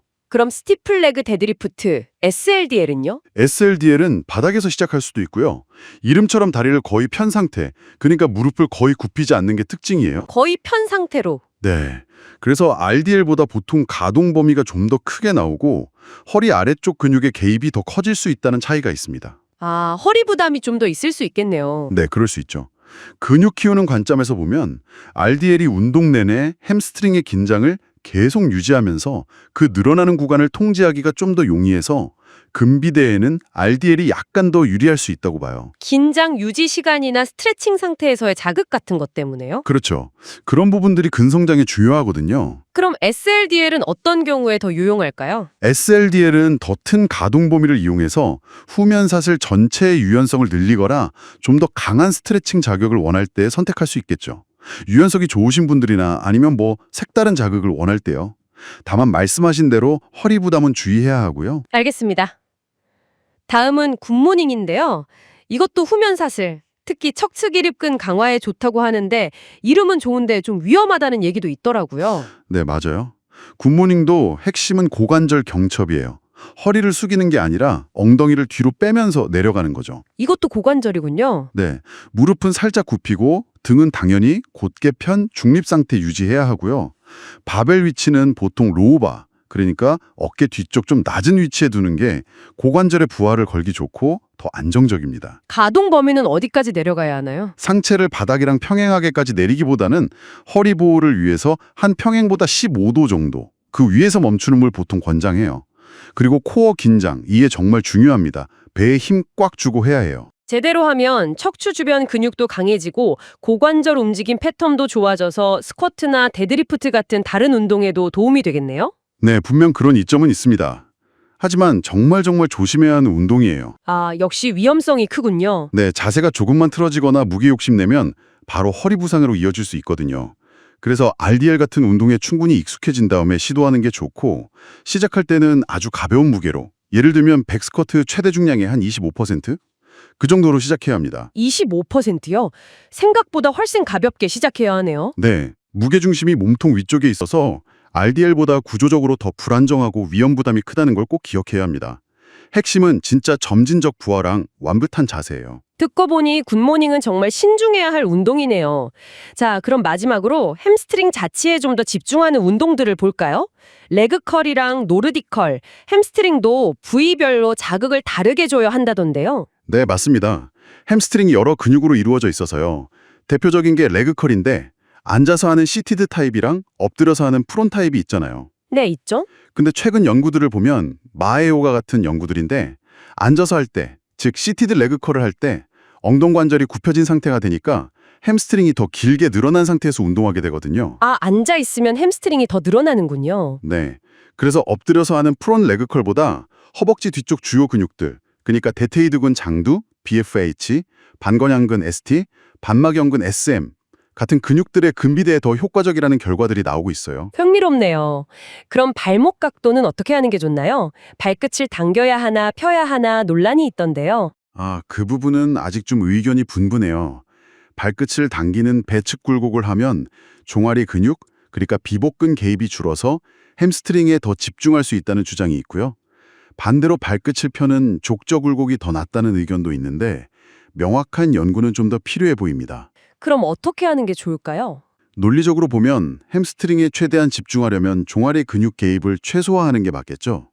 그래서 발목은 그냥 중립 상태나 살짝 당기는 배측 굴곡 상태로 하는 게 좀 더 낫지 않을까 생각합니다. 알겠습니다. 시티드 레그컬이 근비대에 유리하다면 노르디컬은 어떤 특징이 있나요? 노르딕 햄스트링 컬은 좀 달라요. 이건 특히 버티면서 천천히 내려오는 그 신장성 부하에 특화된 운동인데요. 이걸 하면 대퇴이두근 장두, BFLH의 근섬유속 길이를 늘리는데 아주 효과적이라고 알려져 있습니다. 근섬유속 길이요? 그게 왜 중요한가요? 이 근섬유속 길이가 길어지는 게 햄스트링 부상 예방에 굉장히 중요해요. 특히 달리기 많이 하시는 분들. 아, 부상 예방? 네. 그리고 단거리 달리기 능력과도 관련이 깊습니다. 이 BFLH가 단거리 달리기 할 때 가장 흔하게 다치는 부위거든요. 그래서 RDL이랑 노르디컬을 같이 해주면 근력 강화랑 부상 예방, 퍼포먼스 향상까지 시너지를 낼 수 있을 걸로 기대할 수 있죠. 결국 중요한 건 이거예요. 햄스트링 훈련을 할 때 우리가 뭘 얻고 싶은지를 명확히 해야 한다는 거죠. 목표 지향적인 접근이군요. 그렇죠. 그냥 막 하는 게 아니라 근육 크기를 제대로 키우고 싶다. 그러면 시티드 레그컬을 우선적으로 고려하고 부상 예방이나 달리기 능력이 중요하다. 그러면 노르디컬 같은 신장성 운동을 포함시키고 엉덩이랑 같이 강력한 고관절 신전 능력을 기르고 싶다. 그럼 RDL을 하는 식으로요. 목표에 따라 운동 성택이 달라져야 하는군요. 네, 그래서 정말 잘 짜인 프로그램이라면 이런 다양한 목표들을 다 고려해서 한 훈련 주기 안에서도 서로 다른 햄스트링 부위나 기능을 타겟하는 운동들을 좀 현명하게 조합해서 넣는 전략을 사용합니다. 기본적인 스쿼트만으로는 대퇴사두근 성장에 좀 한계를 느낄 때가 있잖아요. 네, 그렇죠. 그런데 레그 익스텐션 할 때 상체를 뒤로 살짝 한 40도 정도? 그 정도 기울이는 것만으로 대퇴직근 성장이 거의 2배 가까이 증가한다는 연구가 있더라고요. 이게 어떻게 되는 걸까요? 네, 이게 상당히 흥미로운 결과인데요.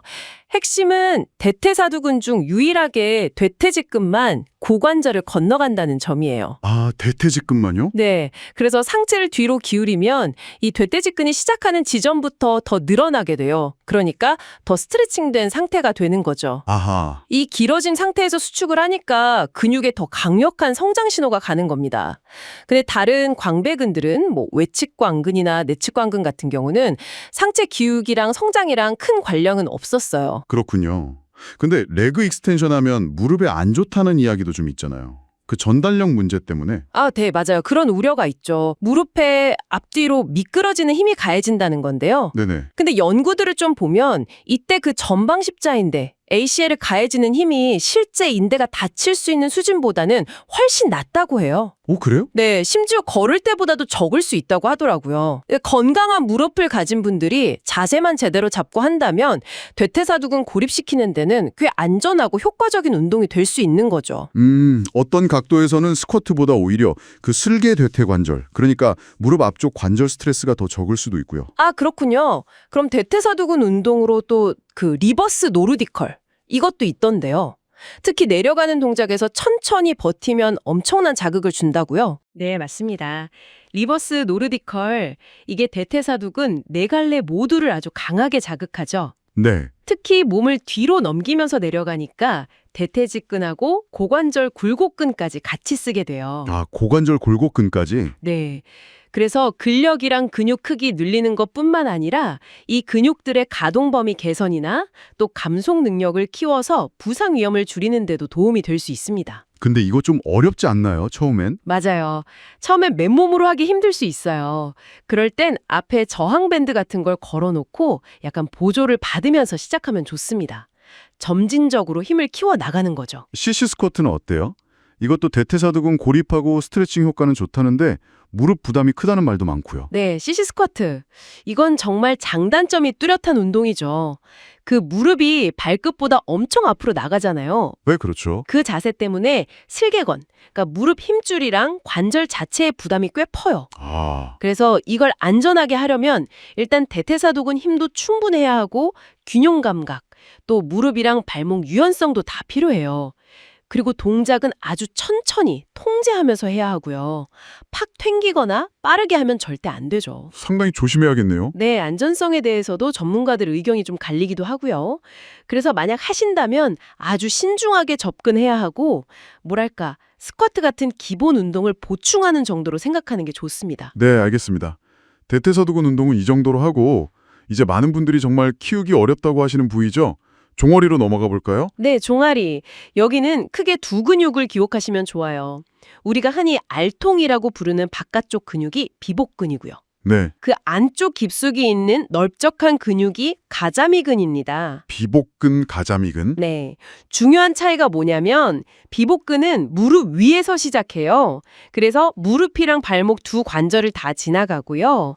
가자미근은 무릎 아래에서 시작해서 발목만 지나갑니다. 아, 그게 핵심이군요. 그래서 무릎 펴고 하는 스탠딩 카프 레이즈는 비복근, 무릎 굽히고 하는 시티드 카프 레이즈는 가자미근. 이렇게 되는 거군요. 정확합니다. 무릎을 펴면 비복근이 길게 늘어나서 힘쓰기 좋은 상태가 되고요. 반대로 무릎을 굽히면 비복근이 좀 느슨해지면서 가자미근이 주도적으로 일을 하게 되는 거죠. 오호. 재미있는 건 한 연구에서는 무릎 편 상태의 레이즈만 해도 비복근, 가자미근 둘 다 충분히 클 수 있다. 뭐 이렇게 나오기도 했는데 네. 둘 다요? 네. 근데 보통은 종아리를 최대로 키우려면 아무래도 두 가지 다 해주는 게 더 좋다고들 보죠. 그렇죠. 그게 일반적이긴 하죠. 근데 종아리는 유전이라는 말 정말 많이 하잖아요. 훈련으로 극복이 가능할까요, 이게? 아, 유전. 그 영향이 분명히 있긴 합니다. 근육 모양이라든지 아킬레스건이 붙는 위치라든지 네. 이런 거요. 근데 성장에 잘 안 되는 게 꼭 유전 탓만은 아닌 경우가 훨씬 많아요. 훈련 방식이 잘못됐거나 아니면 훈련 양 자체가 부족하거나. 아, 테크닉 문제일 수도 있겠네요. 그렇죠. 핵심 테크닉은 발뒤꿈치 내릴 때 최대한 깊이 내려가서 한 1초에서 3초 정도 쭉 늘려주는 거예요. 스트레칭 상태 유지. 네, 깊게. 그리고 다시 올라오기 직전에 그 맨 아래 지점에서 2초에서 3초 정도 완전히 멈추는 겁니다. 멈추는 거요? 네. 그래야 아킬레스건에게 탄성, 튕기는 힘을 안 쓰고 순수하게 근육 힘으로 들게 돼요. 훨씬 효과적이죠? 아, 그 튕기는 걸 없애는 거군요. 세트 사이에 스트레칭 하는 것도 좋다고 하던데요? 네, 그것도 근거가 있습니다. 세트 마지막 반복 딱 끝나고 근육이 최대로 늘어난 그 상태에서 바로 해당 종아리를 한 20초에서 30초 정도 스트레칭해주면 근비대, 특히 그 지근 섬유가 많은 가자미근 성장에 좀 더 도움이 될 수 있다는 연구가 있어요. 오, 그래요? 네, 그리고 종아리는 다른 부위보다 회복이 좀 빨라서 주 3회, 많게는 주 6회까지도 훈련이 가능하다고 봐요. 주 6회까지요? 와. 네, 필요한 총 볼륨도 주당 한 12세트에서 20세트, 그 이상으로 좀 많이 가져가는 게 효과적일 수 있고요. 꽤 많네요. 그렇죠. 반복 횟수는 보통 10회에서 20회 사이를 주로 하지만 가끔은 5회 같은 저반복이나 30회 넘는 고반복까지 좀 넓게 가져가는 게 좋습니다. 다양하게 하는군요. 네, 뭐 비복근은 속근, 가자미근은 지근 위주라서 특정 횟수에 더 잘 반응한다 이런 말도 있는데 아직 뭐 과학적으로 딱 정해진 건 아니에요. 그냥 다양하게 자극 주는 게 유리할 수 있다는 거죠. 그렇군요. 결국 뭐 타고난 종아리가 아니더라도요. 완전한 가동 범위로 또 맨 아래서 깊게 스트레칭하고 멈추고 충분한 빈도와 볼륨으로 또 다양한 반복 횟수를 꾸준히 해주면 우리가 생각하는 유전적 한계를 꽤 많이 넘어설 수 있습니다. 아, 혹시 여러분의 종아리가 잘 안 큰다고 느낀다면 혹시 너무 빠르게 튕기면서 하거나 아니면 훈련 자체를 좀 소홀히 하고 있지는 않은지 그걸 먼저 점검해 보시는 게 중요할 것 같아요. 리프팅 벨트. 이게 흔히 그냥 허리 보호대 정도로만 생각하기 쉬운데요. 실제 그 과학적인 원리는 좀 다르다고 들었어요. 어떻게 작동하는 건가요? 단순히 허리를 꽉 조이는 것, 그 이상이겠죠? 네. 핵심은 그 복강 내압, IAP라고 부르는 압력을 증가시키는 데 있습니다. 근데 이게 올바른 발살바 호흡법이랑 같이 써야 효과가 제대로 나요. 발살바 호흡법이요? 숨 참고 복부에 힘주는 그거요? 네, 맞아요. 그렇게 숨을 참고 복부에 힘을 주면 벨트가 복근이 바깥으로 밀어낼 때 단단한 벽 같은 역할을 해주는 거죠. 그래서 복부 내부의 압력이 확 올라가면서 척추를 더 효과적으로 안정시키는 원리입니다. 아, 그렇군요. 그러니까 벨트 자체가 뭘 지지한다라기보다는 우리 몸이 스스로 안정성을 만드는 그 능력을 벨트가 좀 도와서 증폭시키는 거네요? 네, 정확합니다. 그럼 당연히 발살바 호흡법을 제대로 하는 게 먼저겠네요. 네, 맞습니다. 벨트는 어디까지나 보조 도구니까요. 그 호흡법 없이는 사실 큰 의미가 없다고 봐야죠. 근데 간혹 벨트를 쓰면 코어가 약해진다, 뭐 이런 이야기도 있잖아요. 그게 대표적인 오해 중 하나인데요. 실제로는 오히려 반대일 수 있습니다. 코어 근육이 벨트에 저항하면서 더 강하게 수축하도록 유도하거든요. 그러니까 올바르게만 사용한다면 코어 강화에도 도움을 줄 수 있다는 거죠. 오히려요? 네, 흥미롭네요. 벨트와 코어의 관계, 잘 알겠습니다. 그럼 이제 그 S+급 하체를 위해서요. 스쿼트 같은 주요 운동 말고 놓치기 쉬운 보조 근육들, 이쪽으로 넘어가 볼까요? 어떤 부분을 좀 봐야 할까요? 네, 우선 고관절 외전근이랑 내전근 훈련, 이걸 좀 강조하고 싶어요. 고관절 외전근, 내전근이요? 네, 이 근육들이 골반 안정성을 딱 잡아주고 스쿼트나 런지할 때 무릎이 안쪽으로 이렇게 휙 쏠리는 거? 그걸 막아주는 아주 결정적인 역할을 합니다. 안정적인 움직임의 완전 기초죠. 아, 골반이랑 무릎 안정성, 중요하죠. 그럼 그 아래쪽으로 내려와서 발목 주변은 좀 어떤가요? 발목도 중요하죠. 흔히 좀 간과하는데 전경골근이라고 정강이 앞쪽에 있는 근육 있잖아요. 네네, 정강이 앞쪽이요. 네, 그 근육 강화도 중요해요. 이게 발목을 위로 당기는 역할을 해서 발목 자체의 안정성을 높여주고요. 스쿼트 할 때 내려가는 깊이 조절에도 도움을 줍니다. 깊은 스쿼트 수행 능력하고도 연결이 되죠. 그리고 또 하나, 발목 자체의 가동성. 이게 정말 필수적입니다. 발목 가동성이요? 네, 발목을 위로 젖히는 능력. 배치골곡이라고 하죠. 이게 충분히 안 나오면 스쿼트 할 때 자연스럽게 보상작용이 일어나요. 뭐 발뒤꿈치가 들인다거나 상체가 너무 앞으로 숙여진다거나 이러면 당연히 부상 위험도 커지고 운동 효율도 떨어지겠죠. 폼롤링이라 스트레칭 같은 걸로 꾸준히 관리해줘야 합니다. 네, 알겠습니다. 기본적인 근력, 안정성, 가동성 다 중요하군요. 근데 이렇게 다져도 훈련 경력이 쌓이다 보면 누구나 좀 정체기가 오잖아요. 그때 써볼 만한 고급 훈련 전략 이런 것도 있을까요? 그럼요.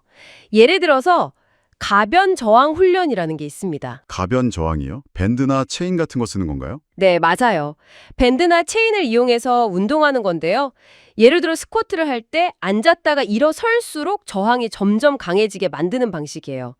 동작 중에서 가장 힘을 많이 쓰는 구간, 그러니까 일어서는 끝 구간에서 더 큰 부하를 주니까 더 많은 근섬유를 동원하게 되고 파워 향상에도 도움을 줄 수 있죠. 아, 특정 구간에 부하를 조절하는 거군요. 재밌네요. 또 다른 방법은 없을까요? 혈류 제한 훈련, BFR이라고도 하는데요. 이것도 좀 흥미로운 접근법입니다. 혈류 제한이요? 그건 좀 생소한데요. 네, 커프로 팔이나 다리에 혈류를 부분적으로 좀 제한한 상태에서 운동하는 거예요. 근데 중요한 건 아주 저중량으로 한다는 겁니다. 보통 1RM의 한 20에서 40% 정도? 이렇게 낮은 부하로도 세포가 붙는 느낌, 그러니까 세포 팽창이란 대사 스트레스를 확 유발해서 근성장 신호를 보낼 수 있다고 알려져 있어요. 저중량으로 근성장이라니 신기하네요. 언제 유용할까요? 특히 재활 중이거나 관절 부담을 좀 줄이면서 특정 부위를 집중적으로 자극하고 싶을 때, 그럴 때 유용하게 쓰일 수 있습니다. 네, 그렇군요. 저중량으로도 근성장을 유도할 수 있다는 게 참 흥미롭습니다. 근데 이런 여러 훈련들이 단순히 근육 자체에만 영향을 주는 건 아니겠죠.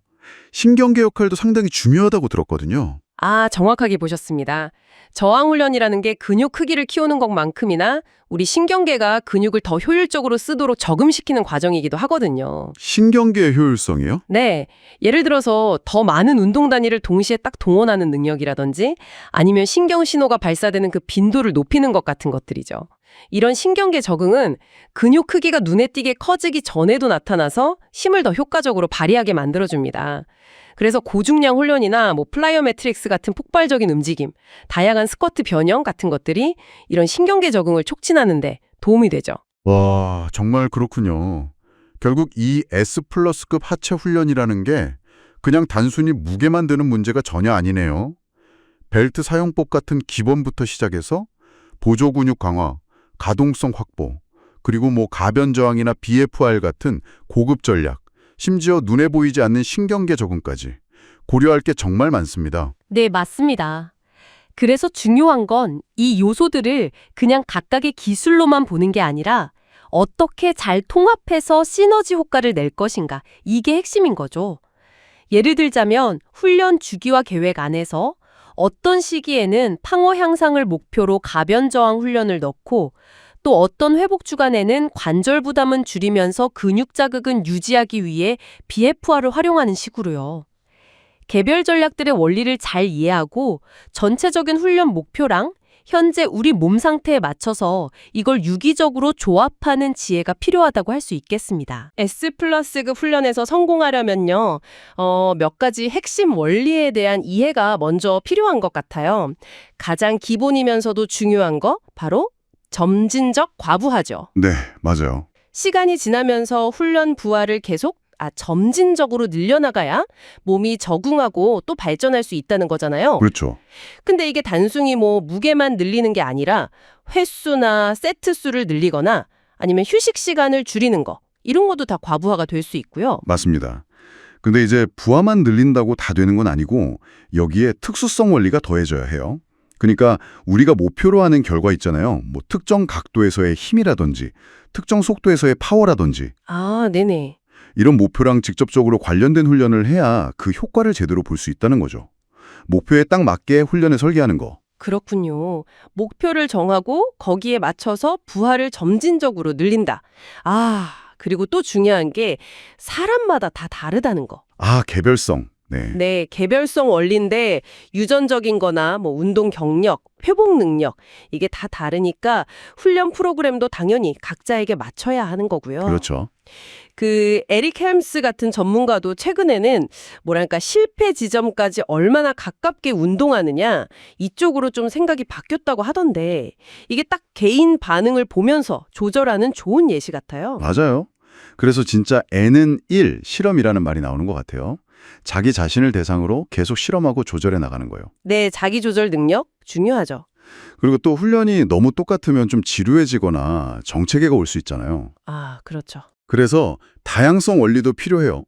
운동 종류나 강도, 볼륨 같은데 주기적으로 변화를 줘서 몸에 새로운 자극을 주고 또 부상 위험도 좀 관리하고 훈련 자체를 좀 재밌게 만드는 거죠. 네. 그 닥터 이스레틀 같은 경우도 핵심 운동은 쭉 가져가는데 보조 운동이나 반복수 범위 같은 걸 몇 달에 한 번씩 바꿔주는 식으로 수십 년 동안 계속 발전해 왔다고 하더라고요. 아, 핵심은 딱 잡고 가되 변화를 주는군요.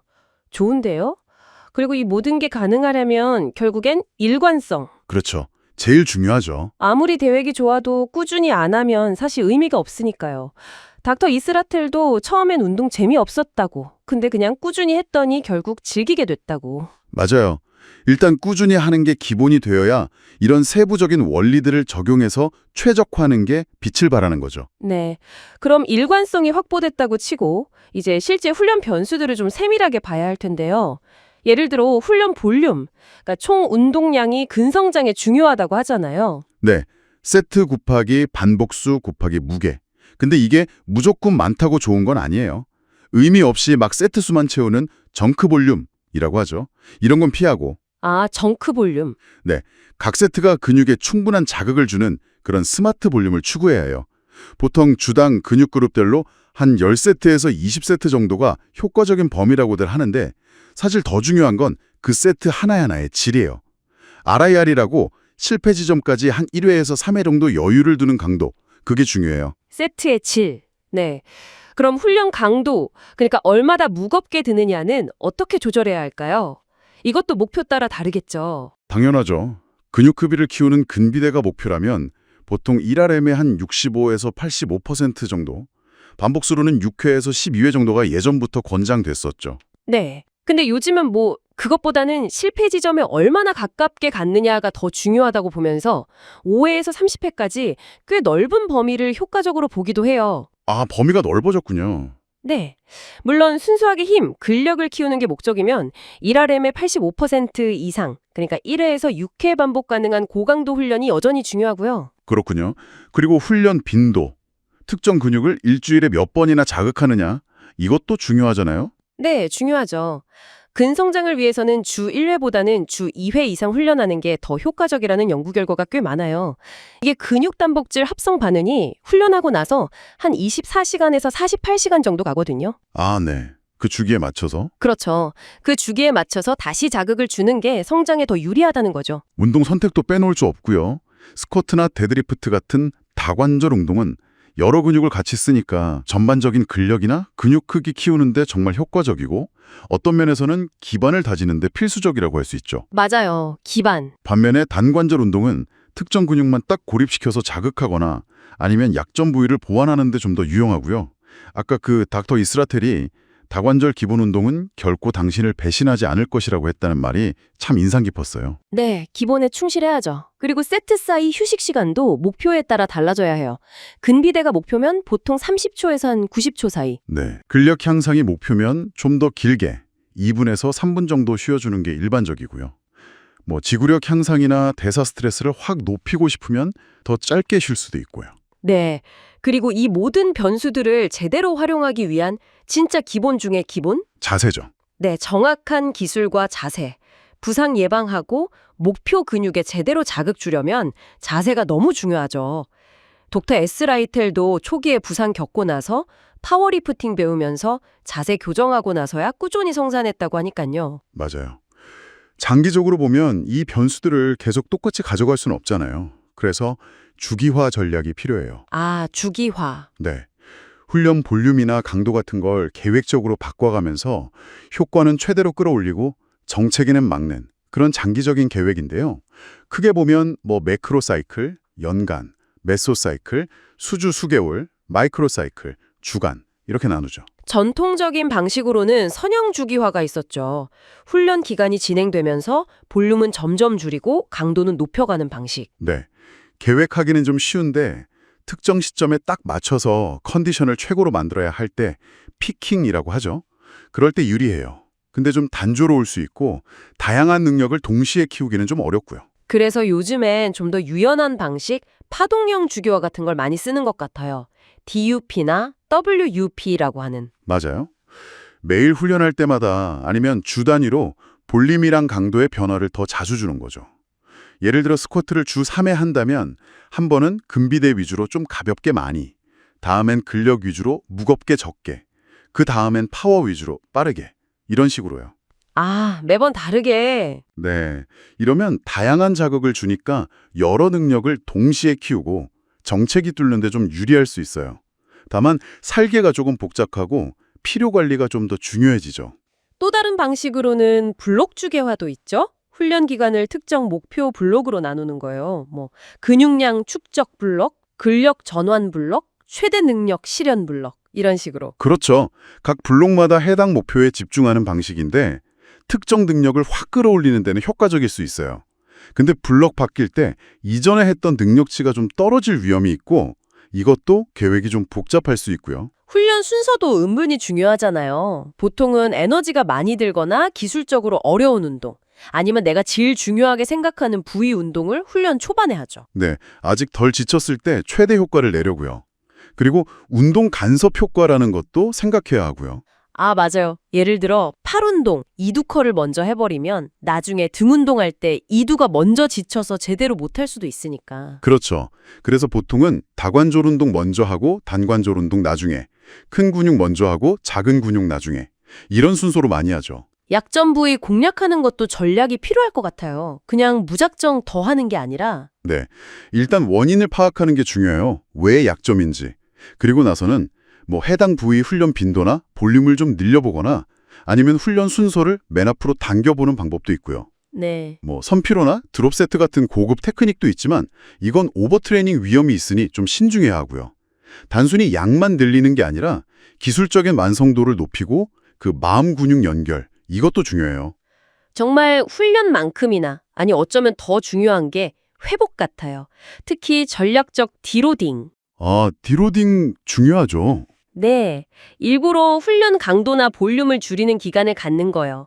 이게 누적된 피로 관리하고 장기적으로 발전하는 데 필수적이라고 하잖아요. 보통 한 4주에서 10주 훈련하고 1주 정도 디로딩하고. 네, 맞아요. 볼륨이나 강도, 빈도를 좀 줄이는 방식으로 진행하죠. 이걸 제대로 안 하고 계속 밀어붙이다 보면 과훈련 증후군 OTS, 이게 올 수도 있는데 이건 진짜 심각해요. 극심한 피로감에 운동 능력 저하가 엄청 오래 가거든요. 아, 그래서 예방이 최선이군요. 네, 예방이 중요해요. 체계적인 계획, 충분한 영양 섭취, 특히 탄수화물이랑 단백질 잘 챙겨 먹고 잠도 최소 7시간에서 9시간 푹 자고 스트레스 관리하고 그리고 무엇보다 자기 몸 상태 변화를 민감하게 알아차리고 거기에 맞춰서 조절하는 거. 이게 진짜 중요해요. 가벼운 유산소나 폼롤링 같은 능동적 회복도 도움이 될 수 있고요. 혈액순환 돕고 근육통 줄이는데 결국 회복도 훈련의 일부네요. 정확합니다. 궁극적으로 S+급 선수 수준으로 계속 성장하려면요. 단순히 운동 기술만 파는 게 아니라 확고한 훈련 철학, 그리고 강인한 정신력 관리, 또 아까 말했던 N=1 실험, 여기에 기반한 자기주도적인 발전 태도가 핵심이에요. 네. 자기 몸이 어떻게 반영하는지 계속 기록하고 분석하면서 스스로에게 맞는 최적의 방법을 찾아나가는 과정. 그러니까 자기 자신이 자기의 최고 전문가가 되어야 하는 거죠. 이건 신체뿐만 아니라 정신, 생활 전반을 관리하는 일종의 자기 경영 능력이라고도 볼 수 있을 것 같아요. 우리 모두 자신만의 N=1 실험을 통해서 계속 배우고 발전하는 그런 여정을 이어가야 할 겁니다. 여기까지 라디오처럼 듣는 세계적인 운동 정보였습니다. 이 영상이 좋으셨다면 구독과 좋아요 부탁드릴게요. 감사합니다.